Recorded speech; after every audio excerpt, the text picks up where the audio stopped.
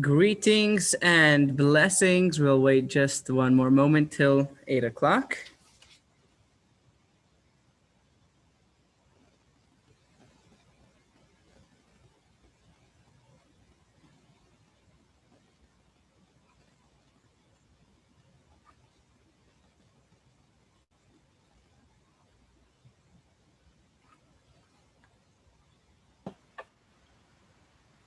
Okay. It's 8 and we are here. We are starting. For those of you who are on, greetings and blessings. For those of you who will be watching the recording, greeting and blessings. Joan has entered the waiting room and is admitted. Okay, good morning, good evening. Welcome to this exciting journey of the soul, learning about who we are, where our soul comes from, where our soul goes to, about also the practicality of Shiva and mourning, which we're going to get into next week, and then from the soul's perspective, how we relate to those who have passed, reincarnations, heaven and hell, and then how we live practically with all that information that we've learned. A few things that I'd like to start with before we jump into the session. First of all, is that you have a few different options of views. If you see, if you're on a computer, it'll be in the top right, a little box that says view. If you hit gallery view, you'll be able to see everyone. I will ask you if you could open up your mic, open up your cameras and close your mics. That will help us all to see. However, many of us are comfortable being seen. We would love to see your faces. It helps me see who's in the class and gauge your interactions and how you're doing, and it helps others also see who else is here. There is a chat box. Please use it. If you have any questions at any time, please put them in the chat box, or you can raise your hand as well. And this is my first time teaching such a structured course over Zoom. So if there is anything that you see that I could improve in, please make a note of it and send me an email after the class.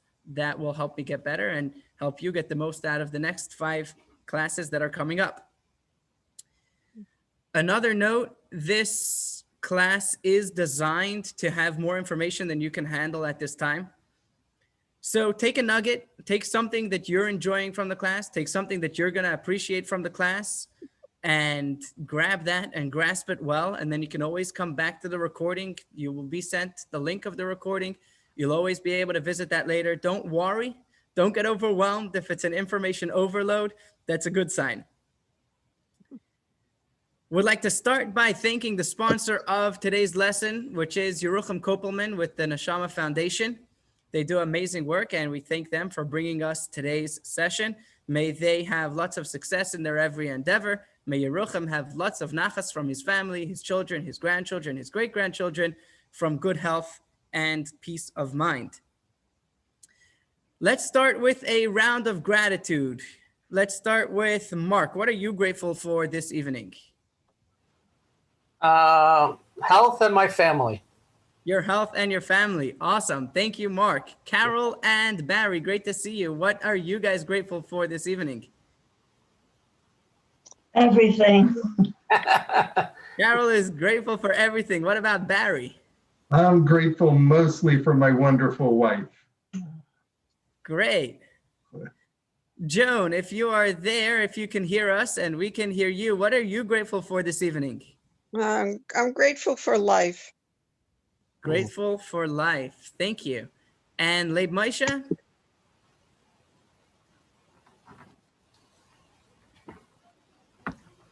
If you can unmute yourself and share what you're grateful for. Gotcha. Is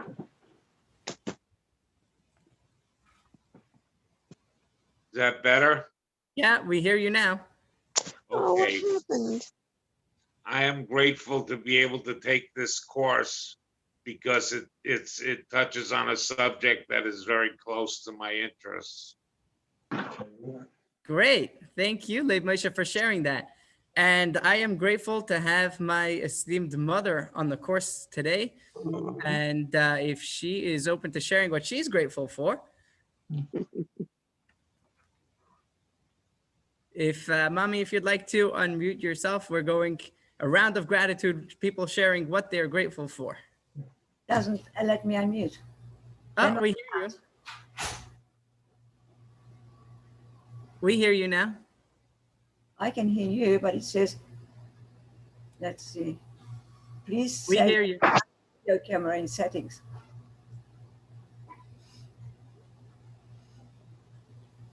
Let's go around to other people first.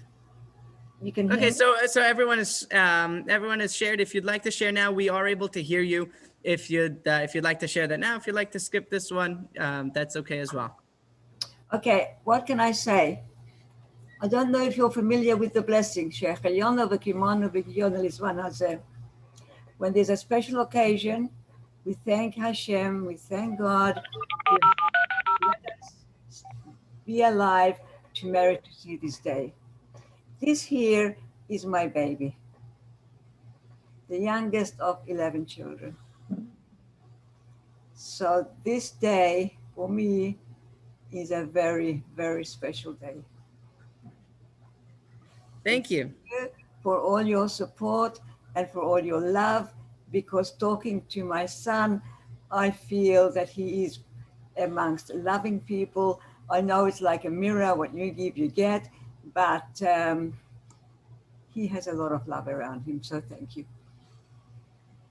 Wow, that is beautiful. Thank you for sharing that, Mommy. What's in store for today? For those of you who have taken a sneak preview at your textbook, and for those of you who haven't, we're going to start with exploring why this is a subject that deserves our attention. We're going to be speaking about what is death in Judaism. We're going to speak about what life is in order to understand death. We're going to explain the connection between life and death and how they both fit together. We're going to speak about the fear of death, and we're going to have a clarity on how we act our lives with this explanation. So let's start by asking, what are we doing here discussing death? Wouldn't we be much better off discussing other things that are helpful in our day-to-day lives, relationships, Torah learning, mitzvah observance? Why are we here discussing death? So I'm going to ask you guys, if you'd like to, we'll go around again and share what attracted you to this course. What is it that you think is a good reason to learn about death? Let's start. Mark, can we start with you again? Sure. Why do you think it's worthwhile? Well, I never learned really what the teachings are in Torah or Judaism about death, but in other traditions I have. So I was curious to know that. Plus, of course, Rabbi, we have a special bond that you were there with my mom when she was still alive and all the way to the end and did the funeral. And I wanted more insight into that along with you. Okay. And I have to admit, I'm not necessarily afraid, but I'd like to have a little more comfort as I get older in my years. Not that I'm that old, but yeah. Okay, great. So it's mostly a curiosity. Yeah, and knowledge. And it's closer to me because my mom's passing somewhat recent. Mm-hmm. Yeah. Okay. Thank you for sharing that. Thank you. Carol. Yeah.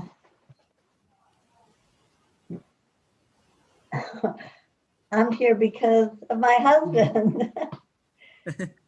he And I'm here because of you. What about the subject drew you to learn more about it? I don't know.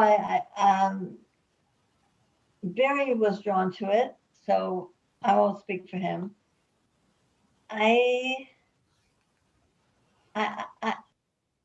learned a lot about death, from Esha Torah. I have the book that Lori Polotnik wrote, the one I'm talking about. It takes you through the whole grieving process, Shiva. It's more of a psychological thing, that you go through. When I was very young, I wondered about the soul and where it went, and like what is it all about? I don't Great. I don't think about that anymore because I've done Taharas for many years and I've learned little bits and pieces, of what more about the soul and more about, maybe where it is, the respect that the respect we have for the mace. And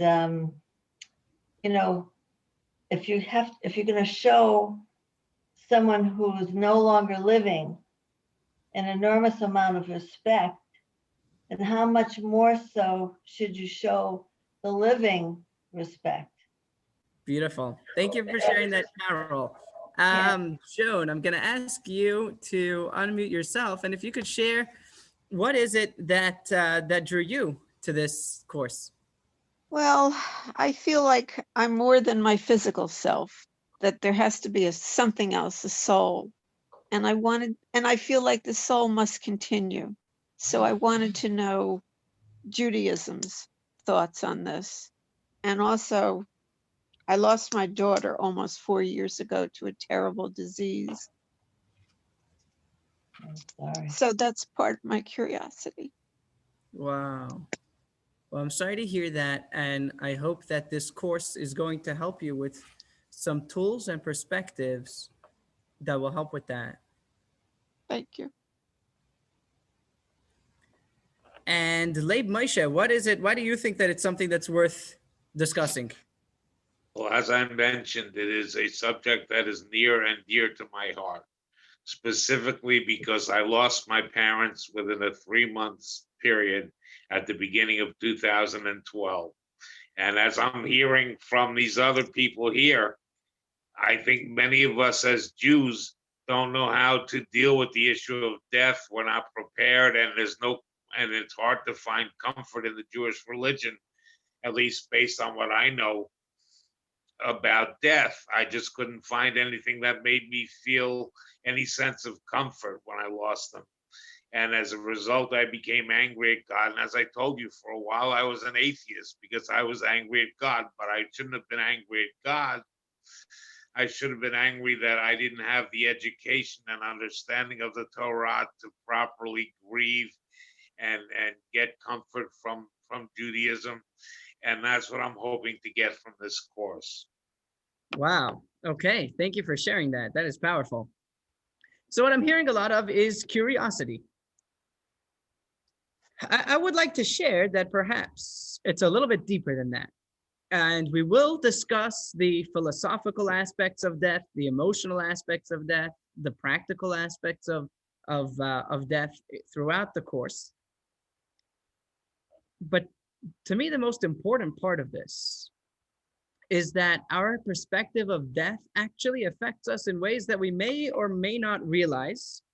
So let's move in with, we'll skip if you see number on student page number 2, the question about what feelings you have towards death, and you can do that later on your own if you'd like to. However, I would like to start with text number 1, which was written by a guy named Irvin Yalom, who is he's a expert on psychology, specifically as it pertains to death. And he writes something very interesting about death and the fear of death and how it relates to us. Do we have a volunteer who would like to read text number 1? Sure. Okay, that's the thanatophobia. Yeah. So thanatophobia, student page 3, text number 1. Am I supposed to read here? Yeah. Universal fear? Yeah. Oh, Yeah. okay. Mortality has haunted us from the beginning of history.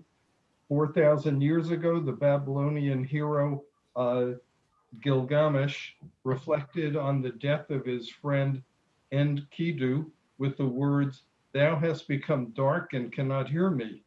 When I die, shall I not be like Enkidu? Sorrow enters my heart. I am afraid of death." Gilgamesh speaks for all of us.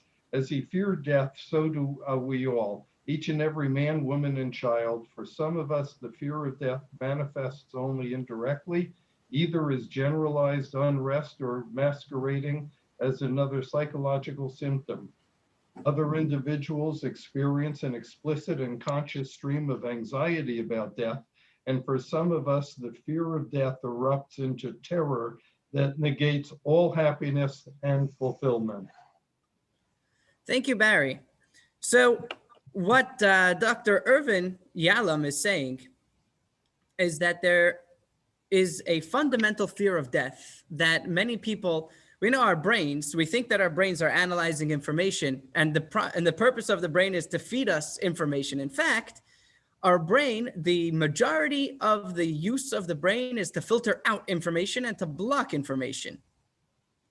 Because if we would be analyzing everything, every external stimuli, we would be unable to function. One of the things that it blocks is our fears. That's what we do. We build up obstructions around our fears. And there was a group of psychologists that actually got together and realized that they coined it as a terror management theory, which is that many decisions that we make every single day revolve around our perception of death, our fear of death. And whether we understand it or not, whether we are actively thinking about that or not, our awareness of death is something that affects every day-to-day choices that we have to make. And this is the reason why things like terrorism, things like a global pandemic are so effective at rendering people so fearful, because they're not introducing a fear to us. They are stripping away our self-imposed blockages to our fear of death. We try to put it in a distant way. We try to put it on the side. And then when something like this happens, we all remember 9/11, 2001. What happened over there is that our blockages and our distance of death was taken away from us. And that's why it was so terrorizing. Why people are so afraid today is because death is not a distant, faraway thing. So actually, if you look at figure 1.1, you'll see that according to the statistics, only 25% of people said that they were not afraid of death at all. And even those, according to Dr. Irving Yalom, they're afraid, they just don't realize what their fear is. And they don't understand the choices that they're making based on that fear. So our perception of death affects our perception of life. And throughout this course, my hope is that I will help you with a healthy perspective of death, which can be encouraging and motivating. And hopefully in every single lesson, definitely today's lesson, will leave us with a nugget in how we are going to view our lives in a better way. Why is death such a great fear? Why is it such a great fear more than anything else? Yes. I would say the unknown. The unknown is great. Yes, it is a fear of the unknown. And perhaps even more than that, death is very final. We all undergo challenges. We all have stresses in our lives. We all go through illnesses. But no matter what the challenge is, we either have an expiration date in our mind, or we believe that there will be an expiration date to that pain. We believe that we'll be able to get past it, get through it, and that helps us work through it. Death is final. Death is abrupt. There's no expiration date to death. Once we die, that's it. Rabbi, Yeah. that's an interesting way of putting it, that death is final, because it continues. Death continues. I mean, what we don't know, but it seems like there's a continuum of everything, and death is just a continuity. So to say it's a finality of our physical being. Joan, you're great. You're jumping ahead and we will get there. That is awesome. I like the way you're thinking. She's ready to graduate. Toodaloo. So the reason why people are afraid of death is the finality. And as we will discuss, the finality is a finality of the body. And we'll get there. So one thing which is interesting, which is why the fear of death is only for human beings, is because human beings are self-aware. We are the only things that are able to sit back and think about what is happening to us. We are the only beings that are aware of our awareness. There's no computer that will ever start thinking about whether it's doing a good job or not. There is no computer that will be intimidated of some greater computer that might come after it and do a better job. Only human beings sit and contemplate our awareness, whether we're doing a good job or not. We can feel anxious about things, and we understand that one day everything that we're doing is going to end, is going to stop. Rabbi, we are making an assumption of that. Correct. Okay. I'm sorry, assumption about which aspect? That animals have no awareness. That other Okay, animals. so we can get more into that later. However, according to the Torah, the only beings that have a self-awareness, which can contemplate their own actions and their own decisions, would be the human being.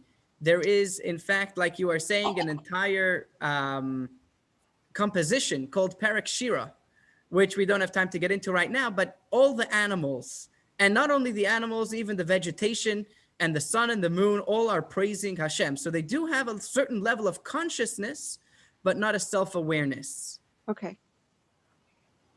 So I to don't want summarize, I don't want to interrupt, but I just want to make note of the fact that elephants, for example, mourn their dead. thank you. So Joan is right. We don't understand the consciousness of all the other animals. Right. Correct. And if So- we think so- everything is one, well, okay. Yeah. So the animals do have consciousness, but the self-awareness to contemplate would be unique to human beings. So it's very important to understand our death and to realize that the way we view our death has a very big impact on the way we live our lives and view our lives. So it's so important for us to have a healthy perspective of what happens to us after we die. What happens to our soul after we die? And once we understand what happens to our soul after we die, we're going to re-question what happens to our soul when we're alive.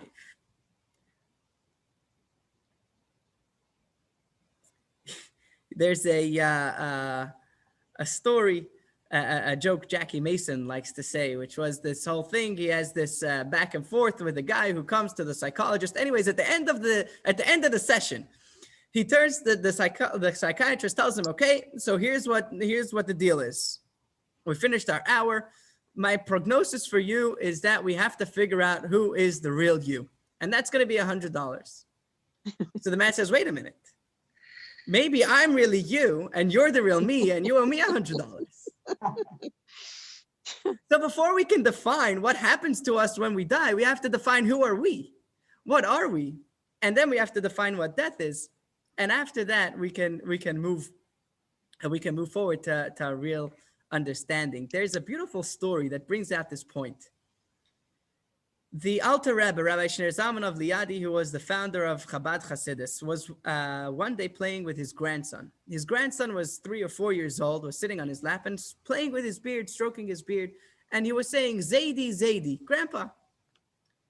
So the grandfather, the Alter Rebbe, his grandchild, that's not Grandpa, that's Grandpa's beard. That's Zaidi's beard. So the kid put his hands on his grandfather's head and he said, Zayda, Grandpa. And the Alter Rebbe said, that's not Grandpa, that's Grandpa's head. So he put his hand on his grandpa's heart. And again, Grandpa said, that's Grandpa's heart. Okay, well, the kid jumped off his grandfather's lap, appearing to be defeated. And he went outside of the room to play. He hid right behind the door. And he pretended that his finger got jammed in the door and he screamed, Zaidi, Zaidi, Grandpa, Grandpa. His grandfather jumped out of his chair and started walking towards him to see what happened. And he said, there's Grandpa.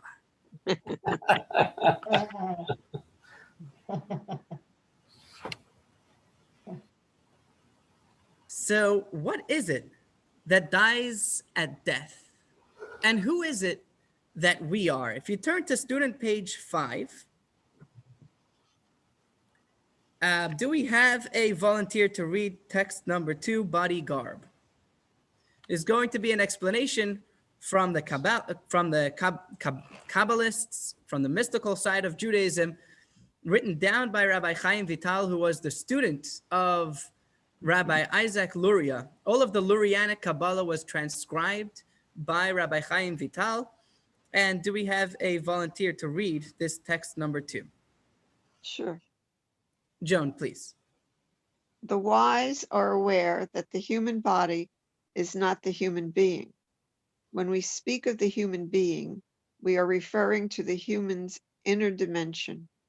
The body is merely a garment in which the soul is attired during its sojourn in this world. Okay. Thank you for reading that for us. So it's very understood, and it's something that we can understand ourselves as well, that when we speak to others, we're not speaking to their eyes, their ears, their nose, and their mouth. There is something deeper. Let us explore a little bit more of what that is. And there is a beautiful meditation that goes along with this course by Rabbi Shais Taub, a visualization that will help us understand with an analogy what is our soul and how it fits into our body. Give me just a moment. Let me share the screen.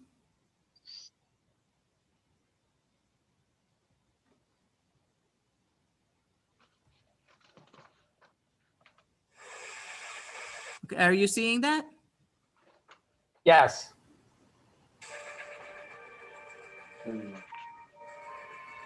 No, No, we don't see it. no. It's a spinning wheel. Oh, okay. Give me just a moment. Let me stop share. Let me try this again from here. Okay, do you see Rabbi Shais Taub now on your screens? Yes. Yes. I'm not sure. I see a man.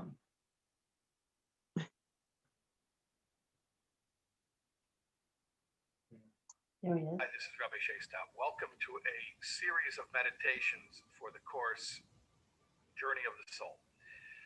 The purpose of these meditations is going to be internalizing some of the deeper ideas that are a little bit difficult to grasp. And generally, we will try to do so by way of visualization, trying to picture symbols that represent some of the ideas and that we can focus on briefly so that we can begin to connect on a deeper level to these ideas. To begin with, the entire notion of life is a challenging concept because it is so intangible. I hear it. We're used to relating to things, to that which we can see, to that which we can touch. And life is completely intangible. How do we begin to relate to that which is unseeable, untouchable? How do we envision, how do we see the unseeable? So if you will, I'll ask you to begin right now, however you're most comfortable doing so. Close your eyes, keep your eyes open. Envision a musical instrument, a physical object, let's say a piano made of wood and wires, something you can look at with your physical eyes, you can touch it with your physical hands. It's a physical object. Now, the piano is merely a thing. A person comes over to the piano, the pianist sits down and begins playing a beautiful song. Now, this song stirs your soul. Try to hear it. Hear the music. Where is the song? Can you see it? Can you touch it? You can see and touch the piano. You can't see or touch the song. And now the song is over. The piano is standing there. If you'll open up the piano, will you find the song? 1 degree. Make it warmer. Think now how everything in the world is matter and energy. The matter is the physical object that we see, the piano. Energy is the intangible, the song. We'll take a half a minute now to try to think of ourselves in these terms. Think of your body as the instrument, the physical object that can be seen, that can be touched. And think of the life you live as the song that is being played through the instrument. Take half a minute right now to see and hear the piano and the song, the body and the soul.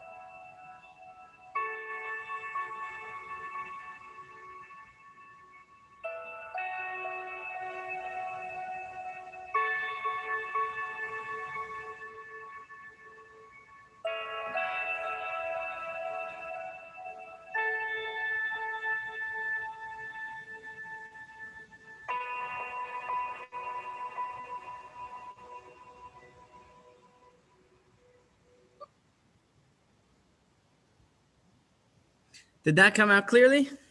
Beautiful. Yes. Brilliant. Yeah. Great.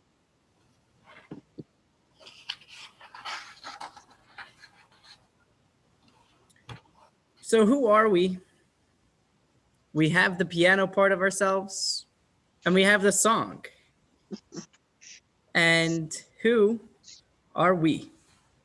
Let's look at figure number 1.2 in front of you. The real me is my soul and not my body. So let's look a little bit at the soul. Where is the first mention of the soul? The human soul is first mentioned in the Torah. If you look on student page 6, text number 3a, human formation. Do we have a volunteer? Please go ahead, Mark. God formed the human of soil from the earth and breathed into his nostrils a neshama, soul of life. And the human being became a living being. God Thank said, you, Mark. oh, okay. And if you could continue with number 3b as well. God said, let the earth bring forth living beings of different species, cattle, creeping things, and the beasts of the earth according to their species. And it was so. Okay. So what is the difference between the human beings, the creation of the human beings, and the creation of the animals? The neshama, The neshama, soul. correct? The soul. And also something that's very important to note is that it was 2 stages. The animals, Hashem said that there should be animals, and they arose from the earth, living beings. The human was first formed from the soil, and then a second step, God breathed into him a neshama, a soul of life, a living soul. Why is that so important?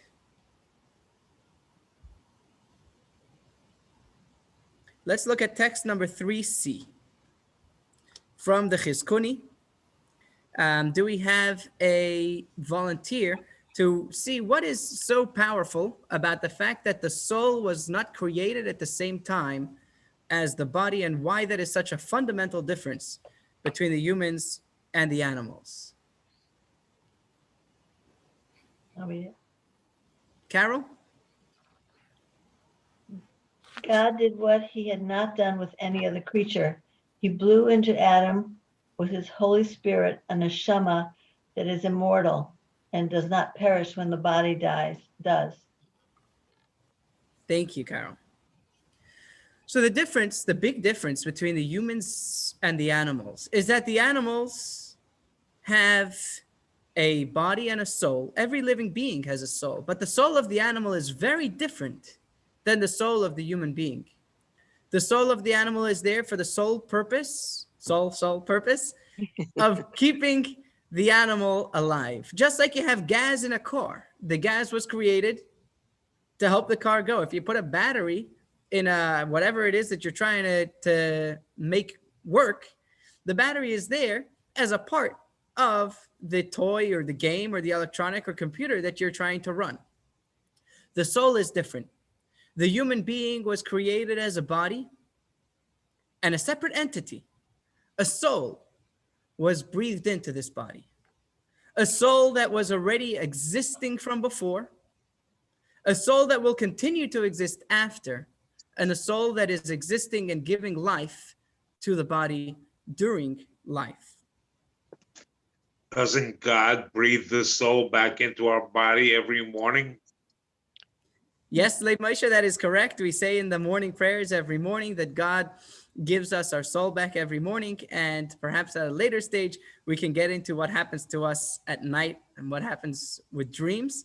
That is true. However, on a general sense, like on the microcosm, sleep is a 60th of death. But when we talk about the grand scheme of the human being, we have a soul that is breathed into us when we are born or at conception, as we'll see, and then leaves, or part of it at least, leaves when we die. So when we have two separate entities, which are not reliant on each other to exist, the body is one entity, the soul is a separate entity. Death occurs only to the body. Death is final, but only for the body. The soul was already before. The soul is still here now, and the soul will continue afterwards as well. We will discuss later the importance of grief and mourning when it comes to Shiva. It is important to realize that there is a space, a very important space for mourning and grief. For today's lesson, what we're discussing is the immortality of the soul. So to summarize what we've just spoken about, if you look at figure number 1.3, well, who am I? I am the real me is my soul, not my body, and the real me is eternal. So I am eternal. I have been enclosed into a body for a certain period of years, and after that I will go back to where I was. Where is that we'll speak more about soon. But I am eternal. The real me that was here before I was born and will continue to live after I die is eternal. May I ask what you mean when you say the soul will go back to where it was? Sure, we'll get to that Is there shortly. any development of the soul? Don't we move forward? As eternal beings, don't we have some sort of mission to move forward? Very much so, and we'll get to that in lesson number 4 with heaven and hell, number 5 with reincarnation, and also we'll touch upon it today as well. Thank you for asking.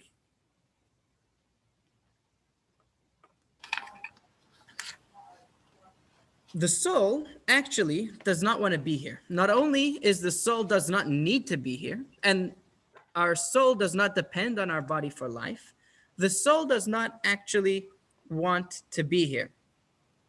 If we look at text number 4, we'll see the conversation that happens between a soul and a God when at the time of conception.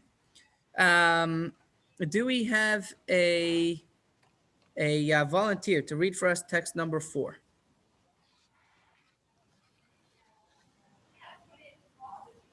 Sure. Joan? Thank you. 40 days before the conception of a child, God summons the angel in charge of souls and tells him, "Bring before me a certain soul that is now in paradise. Its name is such and such, and its appearance is such and such." This is possible because all the souls that are born in this world were created on the day the world was created and exist until the end of time. The angel goes and brings the soul before God. The soul bows and prostrates itself before the Supreme King of Kings. God instructs the soul, please enter this seminal drop that is currently in the hands of the angel in charge of pregnancy. The soul protests, Master of the universe, I am quite satisfied with the world I have inhabited since the day you created me. I am holy and pure, hewn from your throne of glory.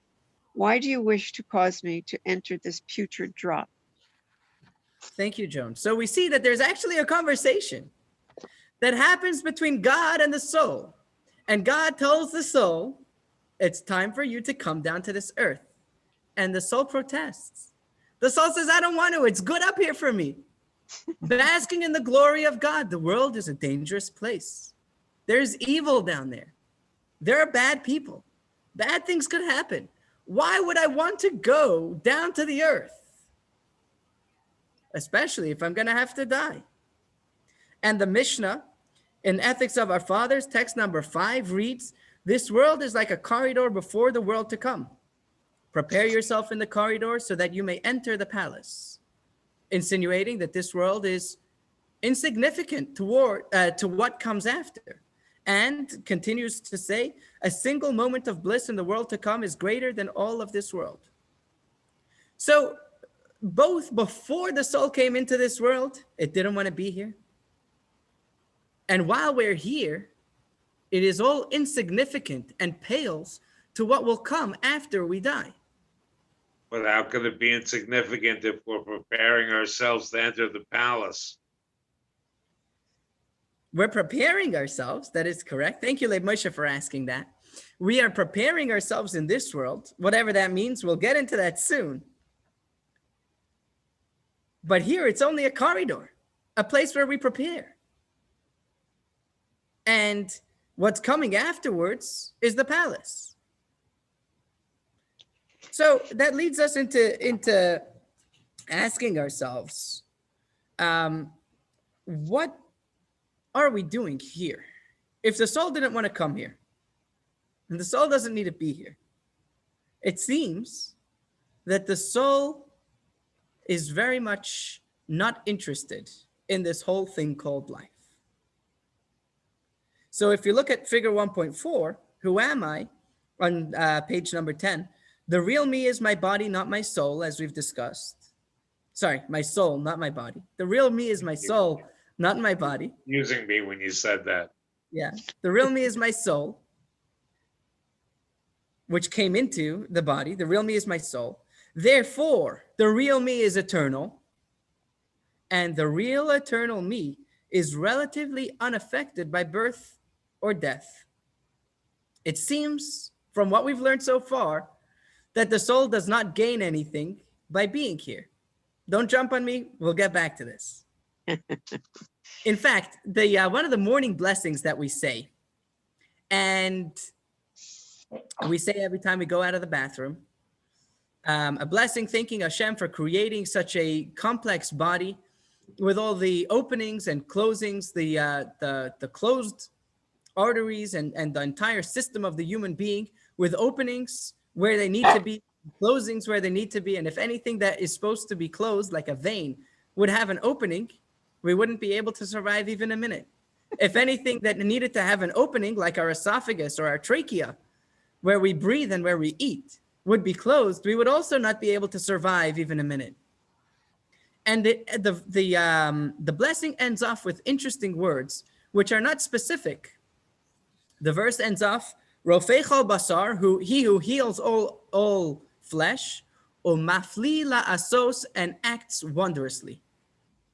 What are these wondrous acts that God does in addition to forming the human body? The Ramah, the codifier of Jewish law, explains it. Mafli la'asos, the wondrous acts that God does is the fact that the body and the soul connect.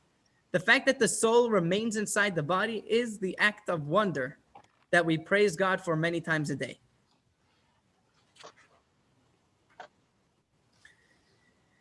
So not only is the soul not a physical being, it doesn't really have any interest in being in this physical world.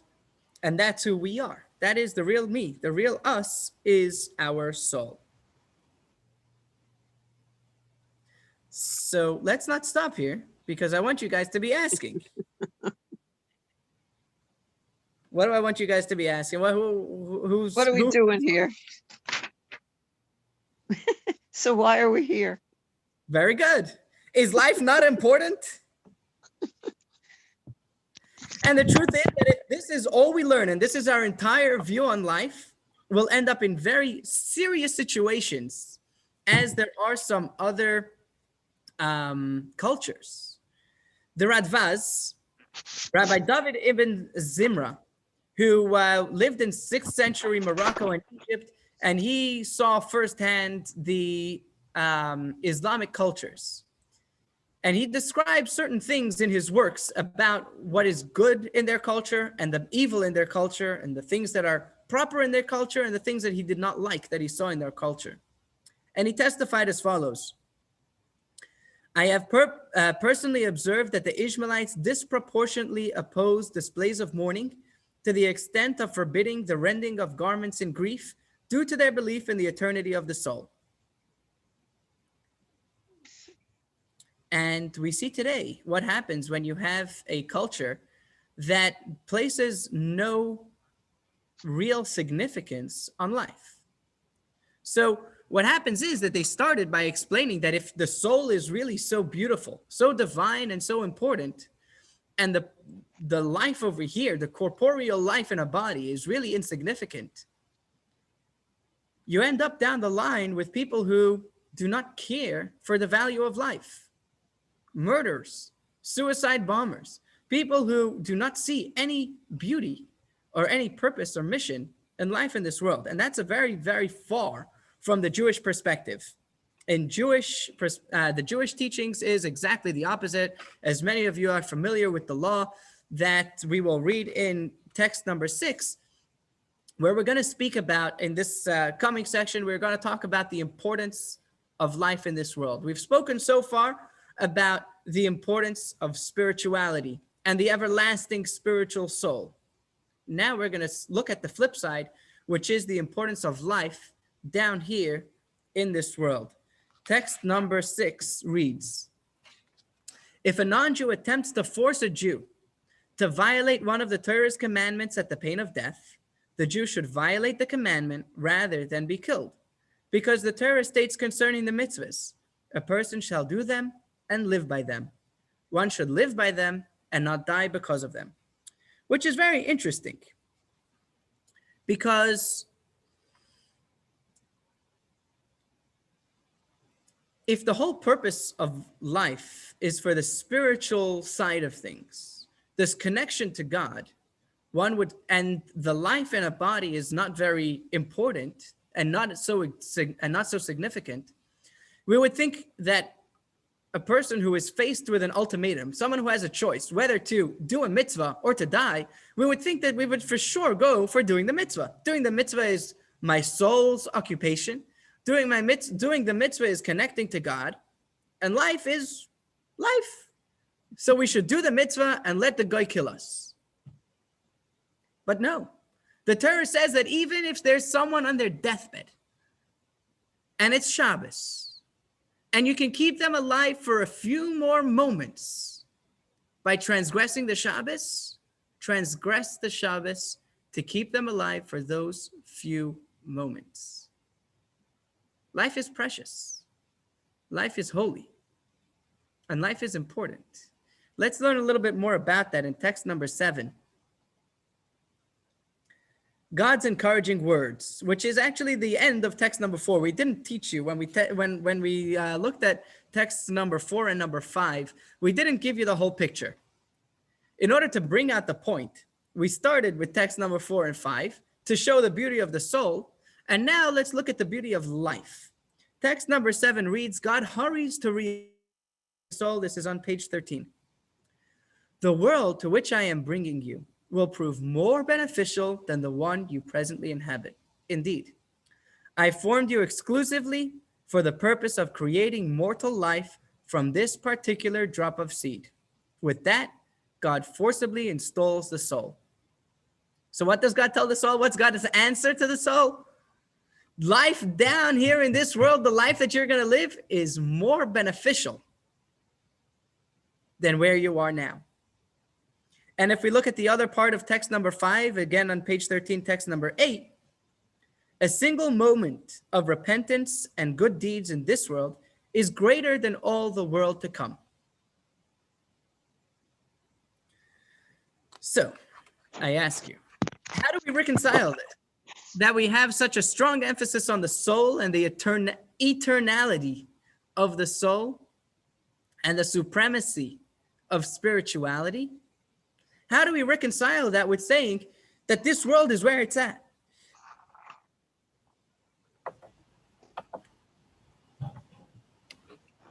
Mark. I'm not sure it answers the question, but I would say the reason why life is so important is because God created the world and he sends us down to improve it, but to do a tikkun olam, to make things a little better, to love, to take care of the environment, the animals, the people, and to play a role in his creation. Exactly. That's what I would say. Thank you. That's exactly what it is. That the soul on the one hand is eternal, but the purpose is right here. If we look on page 14, text number 9, God created the universe on a condition.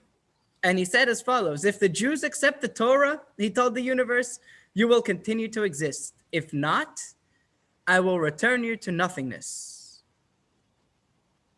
An example of this might be, if there's someone who is dating and gets engaged to the love of his life, and is getting very excited for the wedding, and in advance of the wedding, he hires the entertainers, and he hires the waiters, and he hires the caterers and the musicians, and the decor, and everything is set up perfect for this wedding. And then 2 days before the wedding, the bride gets cold feet and calls things off. What's going to happen? He's going to call off the wedding. He's going to cancel the caterer. He's going to cancel everything. He didn't care for the entertainment. He cared to get married.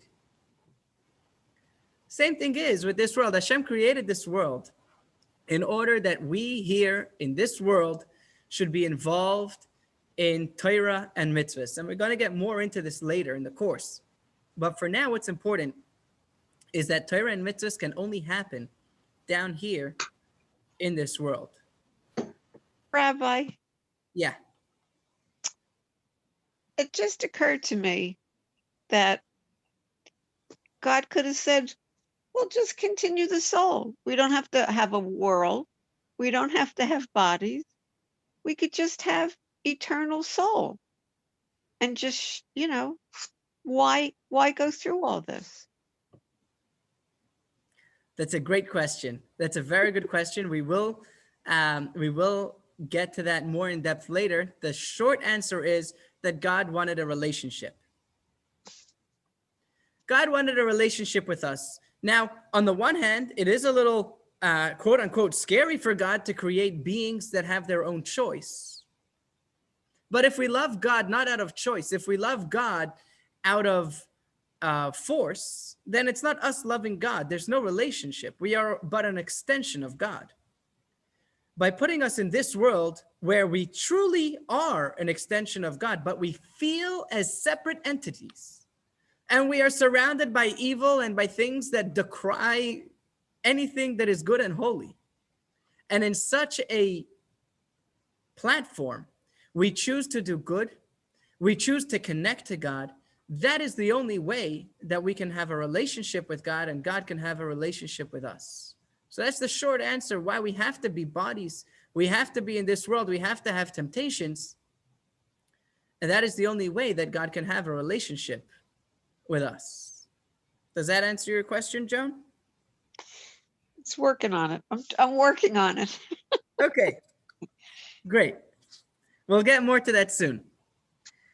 So the Jewish perspective is kind of nuanced. On the one hand, the soul is so important, and the soul does not need the body, and the soul does not care for this physical world. Yet at the same time, This world is so important. Life, even one moment of life is precious and takes precedence over almost all the mitzvahs. So how does it work? How does it work that the soul is so important and the body is so important? Like we all know how the Talmud works, right? The rabbi is sitting and doing his mediation, and the couple come in and the wife starts complaining about the husband and all the things that he does wrong and why everything's his fault. And the rabbi says, you know, you're right. And then the husband starts complaining and explaining how everything is his wife's fault and how everything she's doing wrong. And the rabbi says, you know, you're right. So the gabbai who's standing there asks, Rabbi, how can they both be right? And he says, you're right too. So here's where it's at. Here's what's going on. The answer, what we've learned so far, which was that on the one hand, our soul is eternal, was not changed by the fact that we were born, is not going to change after we die. It remains alive all the way through. Yet at the same time, our life is so important, is because the next world has benefits. The next world is the palace. The next world is where all the enjoyment is. But this world is more important. And this leads to conflicting feelings within the soul. You see, the soul wants to enjoy its life, wants to bask in the glory of God. Yet at the same time, the soul wants to make a difference. So if you turn to page 15 and you look at text number 10, we're going to see from the Mishnah how the soul views life. And don't worry, we're not schizophrenic. Against your will you are formed, and against your will you are born. Against your will you live, and against your will you will die. Because on the one hand, the soul does not want to get involved in bodily needs, yet at the same time, the only place where the soul can make a real difference, the only place where the soul can have a relationship with Hashem, doing mitzvahs, learning Torah, as Mark said, tikkun olam, as Joan, we spoke about the relationship, that can only happen down here. And a good example for this is skydiving. If anyone here went skydiving and you spent months preparing yourself, and then you get into the plane and you get all the way up there, and then you don't want to jump. You're scared. It's frightening looking down thousands of feet, dropping into the abyss. The fear of what happens if the parachutes are not going to work. You might be afraid of heights, and then all of a sudden the instructor pushes you out, and that exhilarating rush of air against your face as you tumble out of the airplane cannot be beat by anything. And then hopefully you remember to pull that cord. Not for me. Not for me either, but the analogy works, right? So while the soul is very apprehensive and does not want to come down into the body, does not want to come into the world, it knows that the greatest impact it can have is going to be only down here in this world. So against its will, it has to be forced into the drop. It has to be forced into utero. But while it's making a difference, it doesn't want to leave. And it has to be forced to leave as well.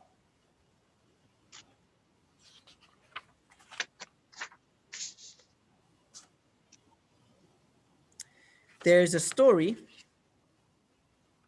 that we'll get to in a moment. If you look at on page 1.5, what we have over here in visualization is that death is not the end, because our soul lives on. But at the same time, we want to live because we value life more than anything else. Life over here is where we get to make that difference. We're not afraid of dying because our soul lives on. We still want to live because only while we are alive can we affect the world and change the world. And we're going to see a beautiful story about that soon. I want to share, there was a story of the Chayza of Lublin, who was a great Hasidic master. One year on Yom Kippur,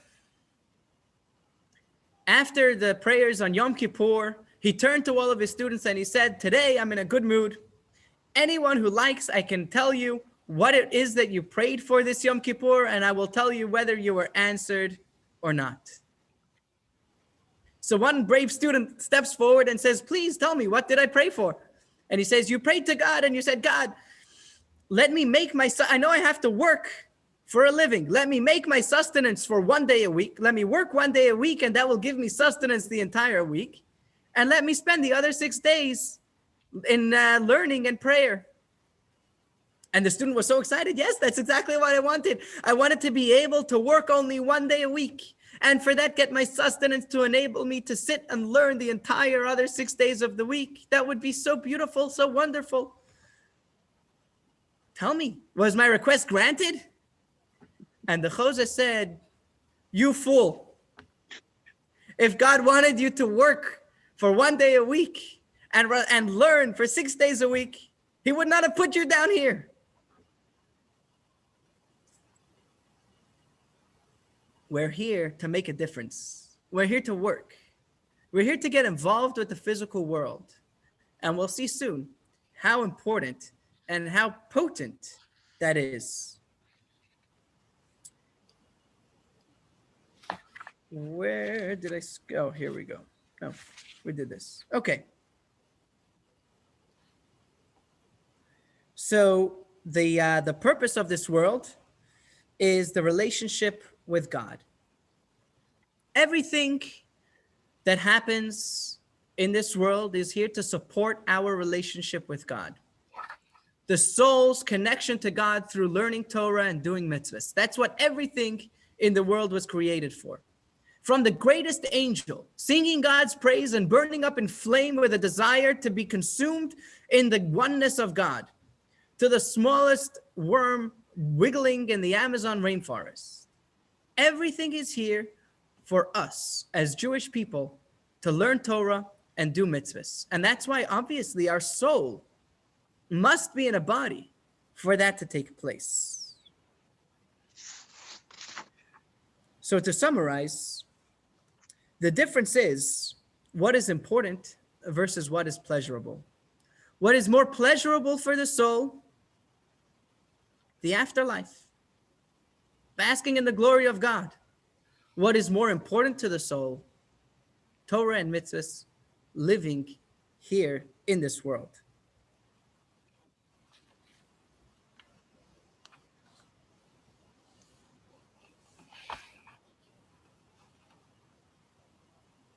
So now we come to the resolution. Based on what we've learned so far, what we've learned so far about our soul and what we've learned so far about our life, we want to live because while we're alive, we can make a difference. While we're alive, we can connect to Hashem. But we don't have to be afraid of dying because our soul will live on. Our soul will experience much greater pleasure. Our soul is who we are. We will be experiencing much greater pleasure connecting to God in a beautiful way, spiritual life. That's what's going to happen after we die. Does But it we happen? want to live. Yes, Joan. Does it happen for everyone the same, even if we don't study Torah and do mitzvah? That's a great question. The short answer is yes and no. And we're going to get to that. And we're going to get to that more in lesson 4. We will discuss it a little bit more today, but more in lesson 4. Thank you for asking that question. Thank you.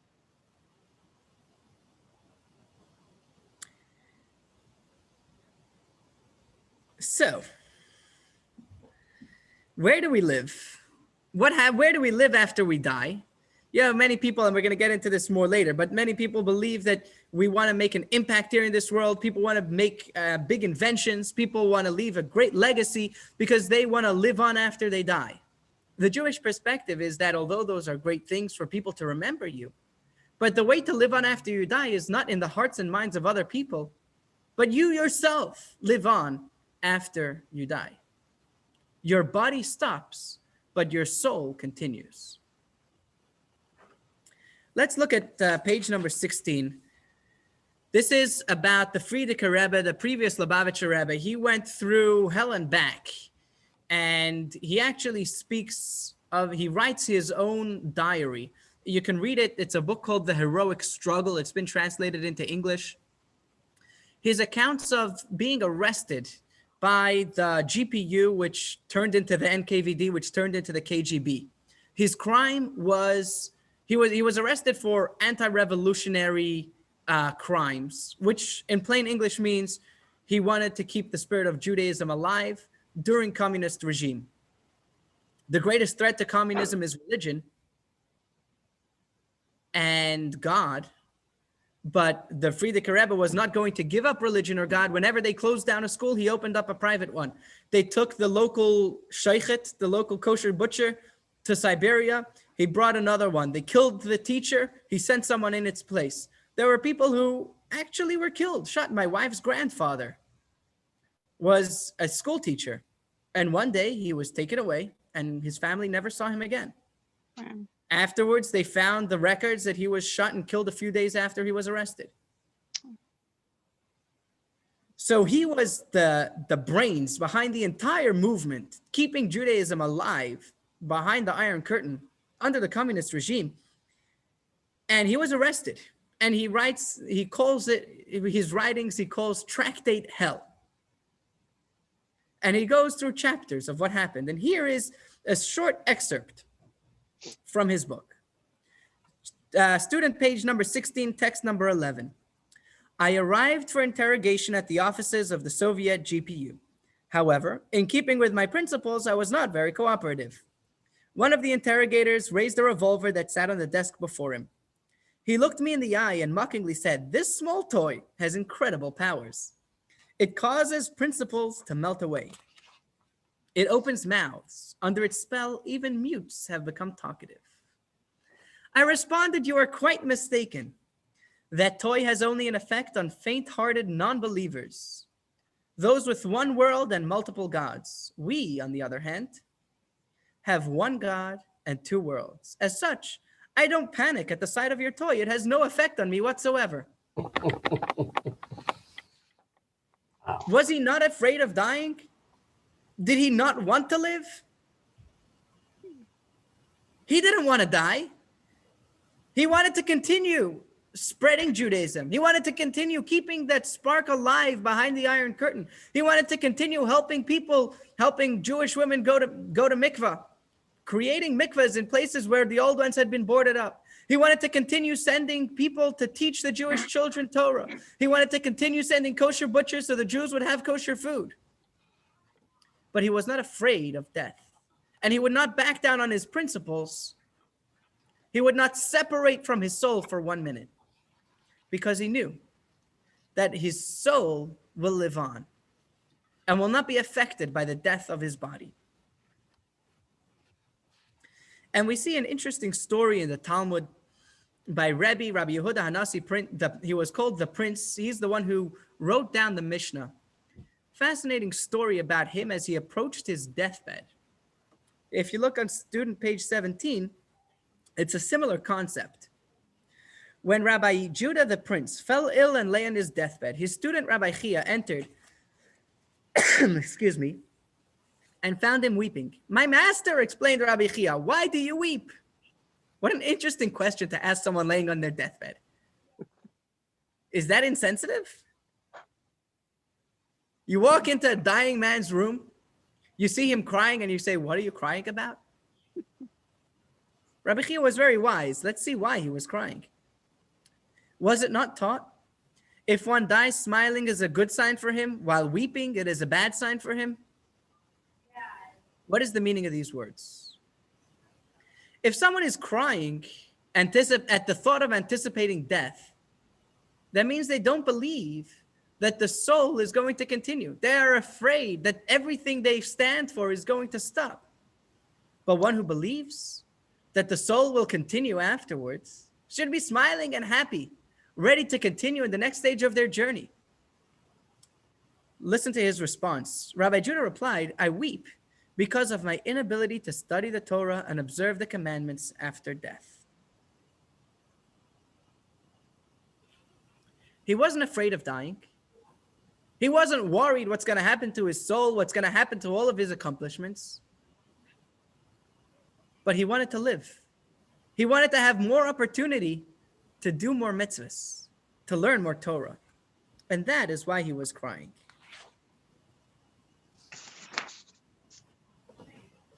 There's another point which is important here. We're going to get back to it a little bit later, which is possibly very sensitive, and I wish to approach it with dignity, which is that according to the Jewish view, a person dies at the exact time that their unique mission is accomplished. Every person has a special mission that they are given. Every soul has a special task that it is given. And when we die is not because of an illness, not because of a car crash, not because of anything. There is nothing that can shorten the life of a human being. Everything is predetermined. The exact amount of days, years, minutes, and seconds that a person will live is created and is given to them by God. So there is no such thing as a person dying prematurely. Rather, when someone dies, it is because their mission has completed. You can read more about this in Appendix B. I think that's in the student textbook as well. If it's not there and you wish to learn more about that, you can send me an email afterwards and I'll be happy to send you off that information. So to summarize what we've just explained is that we value life. The purpose of creation was for us here, alive, doing what we do, connecting to God. But we're not afraid of death because our soul doesn't die. Our soul waits hundreds of years for the opportunity to come down here and make a difference. As I was preparing for this class, the thought came to me of a basketball player who sits on the bench. It's much easier for him on the bench, and he's still part of the team, and he still gets all the credit for everything that happens. But he waits for the moment that he's going to have the stress of running onto the court, defending those shots and making those three-pointers, making those passes. It's much easier on the bench, and he still gets everything for it, but he wants to make a difference. The soul sits waiting to make a difference. But at the same time, it's not easy to come down here.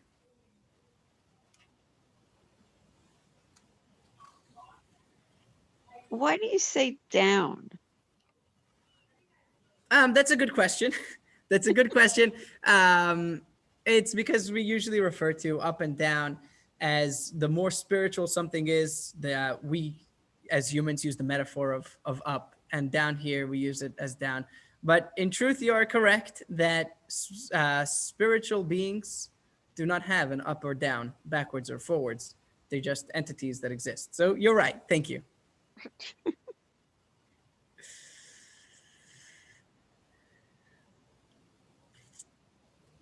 Does anyone have a question? If based on what we've learned so far, have we addressed sufficiently the fear of death, and have we addressed sufficiently the purpose of life? Yes. Yes, Mark. Yeah, yes, you have, Rabbi. But I would just say, at the end of the day, though, it's what we want to believe with all of this. I mean, I know it's in the Torah, and I know it's all the scholars have written it, but for lack of a better word, there's no way to have proof or, you know, anything. At the end, this is what our teachings are and our Torah and our beliefs. That is correct, and perhaps we can have a total different, probably full 6-session course on the veracity of the Torah and the proofs behind all of these. But yes, you are correct. We're not addressing the reason behind. We don't have time for that. Right. Okay. And are things a little bit more clear about death? Are things a little bit more calm and confident about what happens to us and about approaching our own mortality? I've got another question too, though. Yes. Please. How about people who aren't Jewish, who don't study Torah? I mean, It's also a good question. Please explain more specifically what your question is. Well, if our purpose is to study Torah and do good deeds, what about people who don't study Torah, who aren't Jewish? And don't do good deeds. That's, well, they can do good deeds if they're not Jewish, but if they're not Jewish, they're not going to study Torah. That's a very good question. And the short of the answer is that yes, people who are not Jewish also have a soul, and they also have a purpose and a mission in this world, which is a different mission than Jewish people. And those who do follow the 7 Noahide laws and lead just and good lives do also, their soul lives on and they do merit for the world to come. And they also actually come to the time of the Olam HaTachiyah, which is what we're going to discuss in the 6th course, the 6th lesson of this course. They do also benefit from the resurrection of the dead when Mashiach comes. So on a different level, the short answer is yes. As someone who is not Jewish who fulfills their role, although it is a different role and it is a different level of spiritual bliss, they do get that.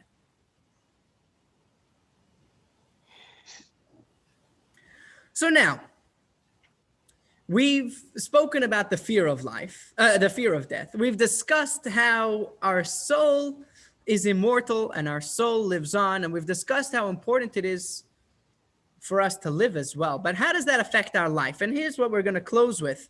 How does our new perception and understanding of death affect our life as well? Text number 13. There's a rather famous Talmudic passage that describes what happens to righteous people when they die. Do we have a volunteer to read for us text number 5? Text number 13. Student page 18, text number 13, section 5. Barry? The immortals, Correct. after their demise, tzaddikim, righteous people, are referred to as being alive. There's more. What might be the Talmud's definition of alive in the above statement? Question for you guys. What do you think that the Talmud means that righteous people are referred to as being alive even after their demise? The soul continues. Great. Their soul continues. But what about us who are not tzaddikim, are not righteous people? Didn't we just learn that our soul continues as well? They have bigger souls, we have bigger feet. I like what you're saying, and we're gonna delve into that. I like that. Anyone else? They might continue in the deeds they've done for others, through the others who are still alive. Okay, so the teachings that they taught and the deeds that they did, the effect that they had on other people, that's also good. But isn't Auntie Bertha alive and well in our hearts?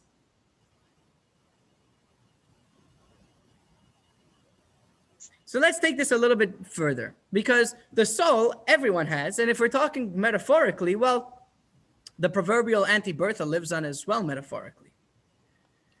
So here's what goes on. There's 3 parts to us. There's 2 which we've discussed and 1 which we haven't yet. We've discussed our body. Our body dissolves and disintegrates after we die. And we know that. We've spoken about our soul, which lives on after we die. But what about our feelings, thoughts, behaviors, dreams, and aspirations? What happens to them when we die? What do you think?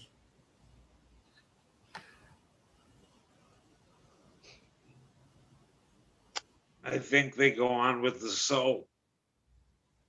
So it depends. It depends. Like Barry said, there's our soul and there's our feet. The feelings, thoughts, behaviors, and aspirations that have to do with physicality die together with the body. And those of spirituality remain alive.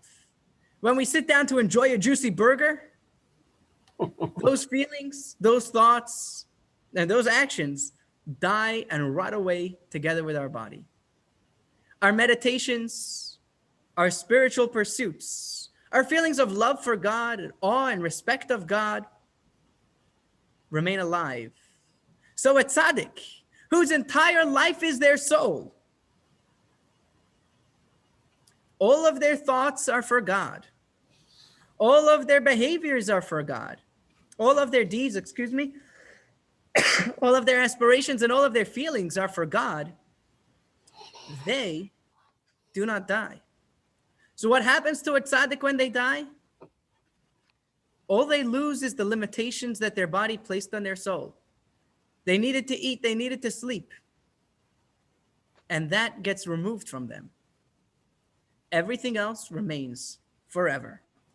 This is explained by the Alter Rebbe in text number 14 on page number 19. He says that the life of a tzaddik, a righteous person, is not corporeal but spiritual, consisting of faith, reverence, and love of God. This reality is reflected in the following passages. Of faith, it says that the tzaddik lives by his faith. Reverence of God produces life. And he who pursues charity and kindness will find life. A tzaddik's entire life revolves around God. So their entire life stays living. To put it a little bit differently,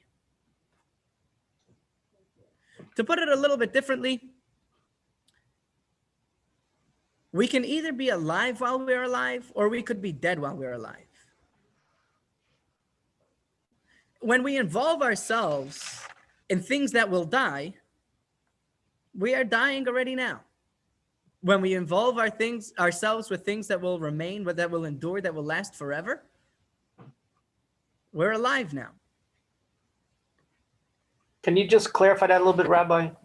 Sure, we're going to get into that right now. We're going to get into that and explain it with a few texts and some more explanations. There's a beautiful video that I don't think we have time for. I will, God willing, send it as a link with the class recording.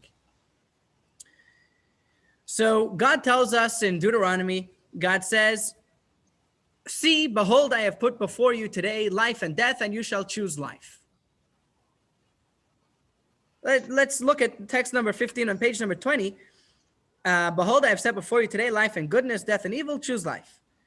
The term life in this verse does not refer to corporeal life, nor does death refer to the result of the soul's departure, for which simpleton needs to be instructed to choose to live. Rather, each creation, while alive and fully existent, contains both life and death.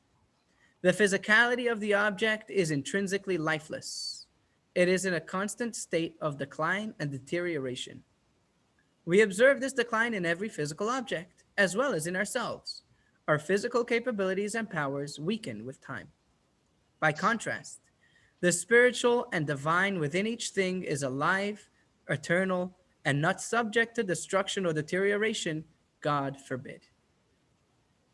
So, everything that we have, everything that we do, everything that we interact with has two parts to it, the life and the death. And we can choose how we want to interact with it. For example, let's say it's time to eat supper. There's two ways to interact with that food. Number one, you can die with it. Gobble it down to satiate your hunger and to enjoy the taste on your palate. Option number two, we can use it to give us life. We can make sure it's kosher. We can make a blessing on the food before we eat it. We can have in mind that the reason we're eating this food is to serve God, to nurture and nourish our soul. Then the food becomes alive. Same thing is with sleeping. When we sleep, we can sleep to rest our weary bones, or we can sleep to give us energy to serve God tomorrow. As with work, we can work to join the rat race of Americans struggling to earn $1, to make fame and riches, and enjoy a nice vacation. Or we can work to make money, to serve God, to help others, to give charity to the needy, to support ourselves, our families, to buy the things that we need to serve God. Mezuzah, tefillin, a lulav and etrog, a prayer book, whatever it is, Shabbat candles. Every single thing that we interact with, we can interact with and kill it and kill ourselves. Sorry to be blunt like that. Or we can use it to further our life. So who wants to live eternally? You can start living eternally now by doing more things that will last forever. So if we look back at the story that we said about the previous Lubavitcher Rebbe, when he was standing there and sitting there in front of the interrogator who picked up the gun and pointed it at his head, and he responded, I have one God and two worlds. He was not saying, I'm not afraid of transitioning from this world to the next world. He was explaining to the man that there are two perceptions of reality. There's the physicality and the spirituality. I am already in the spiritual world. Your gun is only effective in the physical aspect of things. I'm not there. Your gun does not faze me whatsoever because you cannot kill me. I and everything I stand for, everything that I have done and everything that I will do is spiritual, and that you can never take away from me.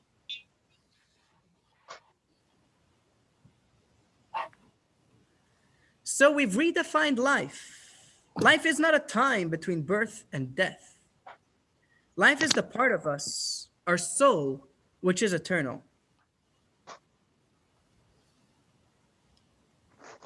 So to summarize what we've just said now, the physical part of our body dies. The spiritual part lives on. Life is not before or after death. Life is beyond our death. And we get to choose if we are living a life of death or if we are living alive. Mark, did that clarify for you? Yes. Yeah. Okay. It's doing those good deeds and mitzvahs that will live on as our legacy. It's spiritualizing everything to make it live on. That's what I understand. Exactly. So if I can tighten up what you said just a little bit, it's not necessarily that we are living on our legacy and having a legacy that continues after us. It is us ourselves that lives on. We are our own legacy. So to summarize back to the beginning of the class, when we were speaking about the fear of death, so if death scares us because we perceive it as the end, let us contemplate on the immortality of the soul. But if the end frightens us... How do we know that the soul is eternal? Sorry? How do we know that the soul is eternal and immortal? That's a good question. If we need more than the texts that are here, you didn't get this student book yet. God willing, you'll get it soon. You could look at the texts inside yourself. And perhaps we can look at another course on how we know that what God tells us about the soul, you know, where that comes from. For now, we're going to take it for granted that the sages knew where they were getting it from, and we can delve into that perhaps at a later stage, at a later date. So the soul itself, right? Like we spoke about in the beginning, from God saying that he breathed into it a soul, and we spoke about the Chizkuni, and I welcome you to look those up at the full text in their sources, which provide more insight to that. So did that answer your question? Not really, but you're telling me where to get the answers. Okay, great. So if we are afraid of death, let us contemplate the immortality of the soul. And Leib Moshe, perhaps one time we can get further into that. We are approaching the end of the allotted time. So I'm sorry I can't get further into that. And if the end is frightening us because everything is going to stop and everything that we've been doing is going to disappear, then very simply, we can stop doing those things that disappear and do more of the things that are going to endure. And here's an important thing to remember, which is that this is not an all or nothing proposition, that either we are a tzaddik who is living their entire life spiritually, or I am a crass individual who is going to die together with all of my dreams and aspirations. It's kind of a mortality spectrum. Where on the spectrum am I? And more importantly than where am I, which way is my needle going? Am I moving more towards the death side, or am I moving more towards the immortal side? Am I doing more things that are connecting me with my soul and with where I want to be?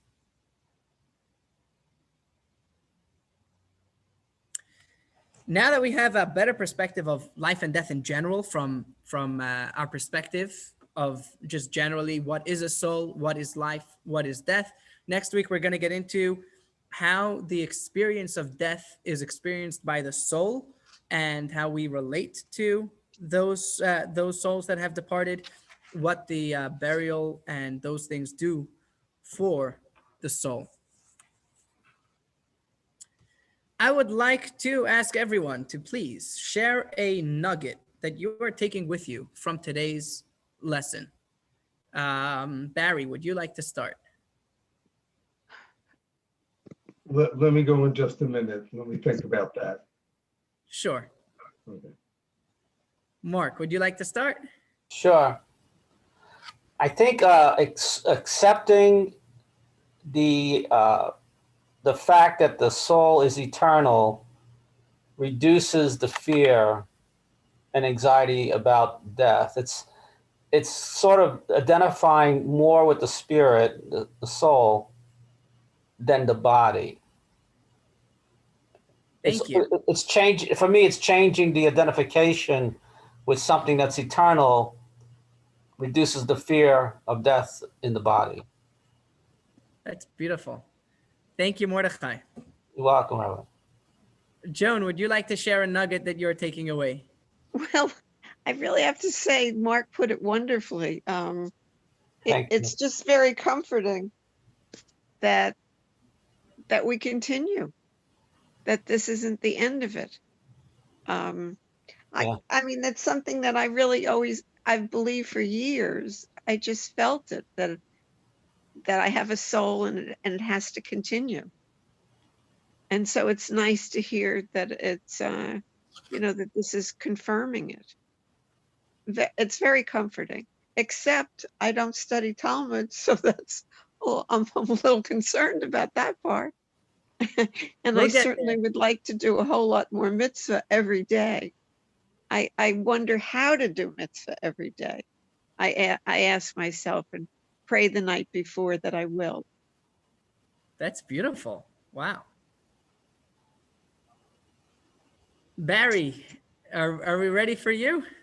Maybe taking the mundane that we do every day, that's a bodily function, and turning it into something that's holy, that with Hashem in mind, then that does more for our neshama and benefits us, that there will be more that actually lives on after we're physically gone. It's beautiful.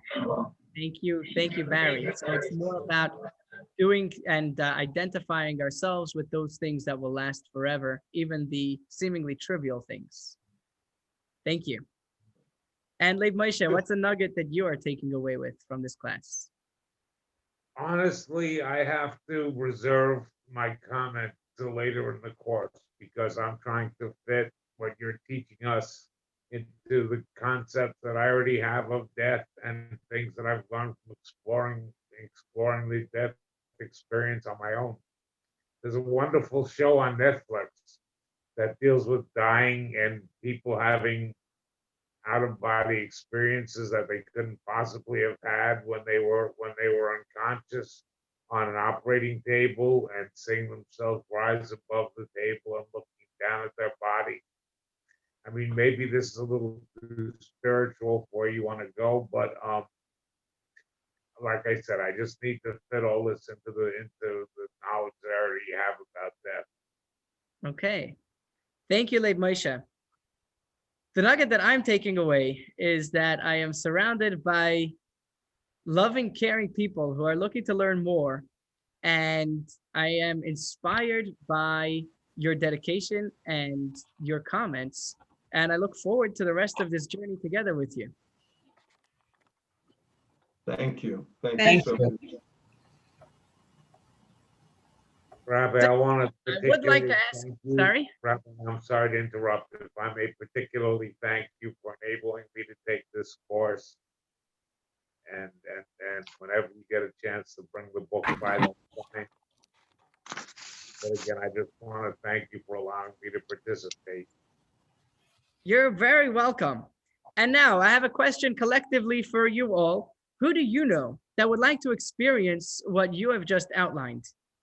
The real marketing starts now because I can't possibly reach everyone who would gain from the course. So if you have a friend that might enjoy this, reach out to them and they can catch up with the recording of this and enjoy the next 5 wonderful lessons that we have to share.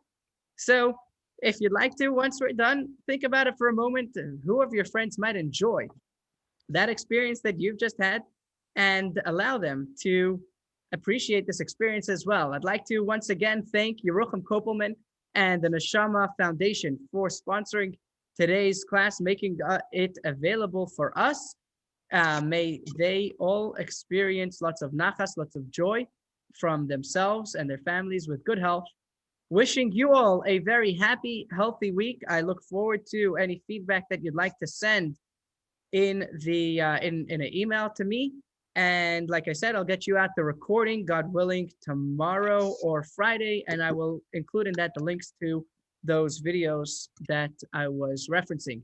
Thank you all. Thank you for joining. I feel very blessed and have a wonderful evening. You too. You Thank too, you. Rabbi. Thank you. Thank you. Good night, everyone. Good night.